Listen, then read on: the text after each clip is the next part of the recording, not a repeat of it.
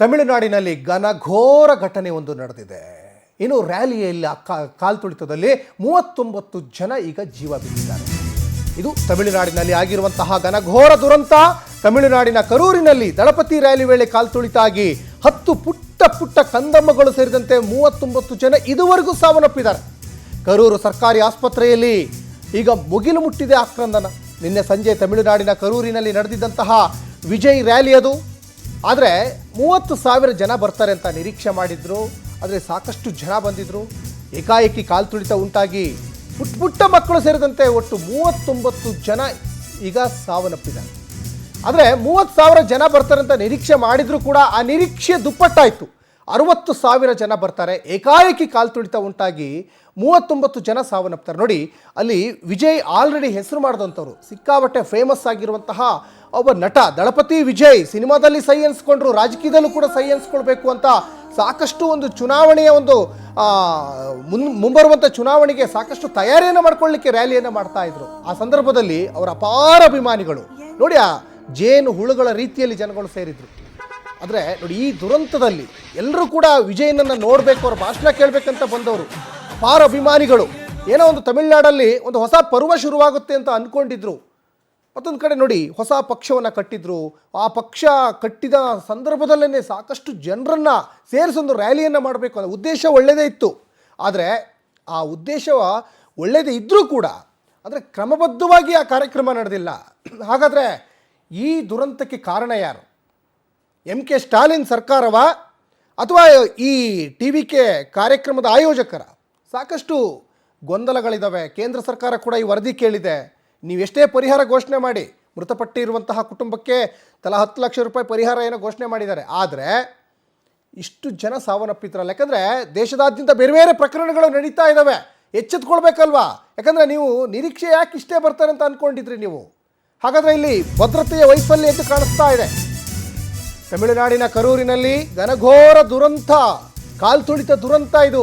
ದುರಂತದಲ್ಲಿ 10 ಮಕ್ಕಳು, 16 ಮಹಿಳೆಯರು ಸೇರಿದಂತೆ 39 ಜನ ಸಾವನ್ನಪ್ಪಿದ್ದಾರೆ. ಇನ್ನು 100ಕ್ಕಿಂತ ಹೆಚ್ಚು ಮಂದಿಗೆ ಗಾಯ ಆಗಿದೆ. ಹಲವರ ಸ್ಥಿತಿ ಗಂಭೀರ ಆಗಿದೆ.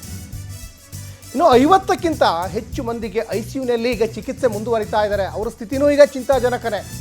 ಗಾಯಾಳುಗಳಿಗೆ ಕರೂರು ಆಸ್ಪತ್ರೆಯಲ್ಲಿ ಒಂದು ಕಡೆ ಚಿಕಿತ್ಸೆ ಮುಂದುವರಿತಾ ಇದೆ. ಪುಟ್ಟ ಮಕ್ಕಳ ಶವಗಳನ್ನು ತಬ್ಬಿ ಪೋಷಕರು ಆಕ್ರಂದಿಸ್ತಾ ಇದ್ದಾರೆ. ಇನ್ನು ಸಾಕಷ್ಟು ಕರುಳು ಹಿಂಡುವಂತಹ ಒಂದು ಘಟನೆ ಇದು. ಆಸ್ಪತ್ರೆಯಲ್ಲಿ ಪೋಷಕರು ಸಂಬಂಧಿಕರ ಆಕ್ರಂದನ ಮುಗಿಲು ಮುಟ್ಟಿದೆ. ಆಸ್ಪತ್ರೆಯ ಶವಾಗಾರದ ಎದುರು ಹೆಣಗಳ ರಾಶಿ, ಸಾಲು ಹೆಣಗಳಿದ್ದಾವೆ. ನಟ ವಿಜಯನನ್ನು ನೋಡಲಿಕ್ಕೆ ಬಂದಂಥವರಲ್ಲಿ 39 ಜನ ಈಗ ಹೆಣವಾಗಿ ಹೋಗಿದ್ದಾರೆ. ಯಾಕಂದರೆ ಸಿನಿಮಾದಲ್ಲಿ ಸಾಕಷ್ಟು ಪ್ರಖ್ಯಾತಿಯನ್ನು ಪಡೆದಂಥವ್ರು ದಳಪತಿ ವಿಜಯ್ ಅಂತ ಅವ್ರನ್ನ ಕರೀತಾರೆ. ಮತ್ತು ಅನೇಕ ಸೂಪರ್ ಹಿಟ್ ಚಿತ್ರಗಳನ್ನು ಕೊಟ್ಟಿರೋರಂತೂ ಅಂಥ ಒಬ್ಬ ನಟನನ್ನು ನಾವು ನೇರ ನೋಡಬೇಕು ಅಂತ ಭಾಳ ಜನ ನೋಡಿ ಎಷ್ಟು ಬೇಗ ಬಂದಿದ್ರು. ಅವರು ವಿಜಯ್ನೇ 6 ಗಂಟೆ ಲೇಟಾಗಿ ಬರ್ತಾರೆ. ಆದರೆ ಇವರೆಲ್ಲ ಅವ್ರನ್ನ ನೋಡಬೇಕು ಅಂತ ಅನ್ನ ನೀರು ಎಲ್ಲ ಬಿಟ್ಟು ಬರ್ತಾರೆ. ಆದರೆ ನೋಡಿ ಎಂಥ ಒಂದು ಅವ್ಯವಸ್ಥೆ ಅಂದರೆ ಇದು. ಇಲ್ಲಿ ಭದ್ರತೆಯ ಒಂದು ವೈಫಲ್ಯ ಇದರಲ್ಲಿ ಎದ್ದು ಕಾಣಿಸ್ತಾ ಇದೆ. ವ್ಯವಸ್ಥೆಯ ಒಂದು ಲೋಪದೋಷಗಳು ಇದರಲ್ಲಿ ಎದ್ದು ಕಾಣಿಸ್ತಾ ಇದೆ. ನೋಡಿ, ಆಸ್ಪತ್ರೆಯಲ್ಲಿ ಆ ಚೀರಾಟ, ನೆರಳಾಟ, ಆಮೇಲೆ ಅಲ್ಲಿ ಸಾಕಷ್ಟು ಮಕ್ಕಳು ಕಾಣೆಯಾಗಿದ್ದಾರೆ. ಇನ್ನೂ ಕೂಡ ಪ್ರಪಂಚದ ಅರಿವೇ ಇಲ್ಲದೆ ಇರುವಂತಹ ಒಂದು 8 ತಿಂಗಳ ಮಗು, ಅವರಪ್ಪ ಈಗ ತೀರ್ಕೊಂಡಿದ್ದಾರೆ. ಇಂತಹ ಅನೇಕ ಘಟನೆಗಳು ನಡೆದಿದ್ದಾವೆ.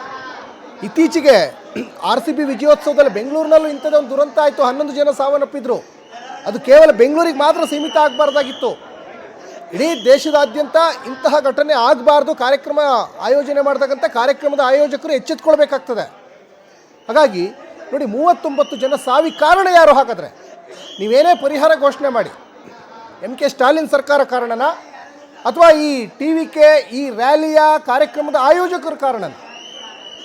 ಇದಕ್ಕೆ ಉತ್ತರ ಕೊಡಲೇಬೇಕಾಗ್ತದೆ. ಯಾಕಂದರೆ ಸಾವನ್ನಪ್ಪಿರೋದು 39 ಜನ ಅಮಾಯಕರು, ಏನೂ ಅರಿಯದ ಕಂದಮ್ಮಗಳಿದ್ದಾರೆ. ಅದರಲ್ಲಿ ಬದುಕಿ ಬಾಳ್ಬೇಕಾದಂಥವ್ರು ಸುಮಾರು ಜನ ಇದ್ದಾರೆ. ನೋಡಿ, ನಿಮ್ಮ ಒಂದು ಬೇಜವಾಬ್ದಾರಿತನದಿಂದ ಇವತ್ತು 39 ಜನ ಇವತ್ತು ಸಾವನ್ನಪ್ಪಿದ್ದಾರೆ. ಹಾಗಾದರೆ ಇದಕ್ಕೆ ಕಾರಣ ಯಾರು?